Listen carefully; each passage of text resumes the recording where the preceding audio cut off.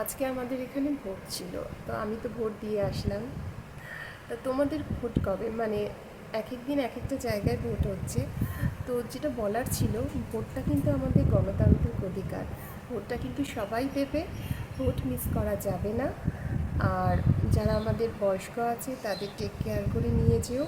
আরেকটা কথা যেটা বলার, যারা 18 ইয়ার্স আছো, তারা যারা প্রথম ভোট দিচ্ছ, ভোটটা কিন্তু দিও। আর এমন একজনকেই আমাদের ভোট দেওয়া উচিত যারা আমাদের দেশকে আগামী দিনে অনেক বলশালী ক্ষমতাশালী করে তুলবে।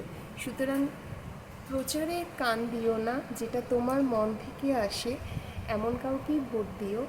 এবং ভোট দেওয়ার আগে নিজের ভাবনা চিন্তাটা রেখে ভোট দিও, আবেগ হয়ে ইমোশনাল হয়ে ভোট দিও না।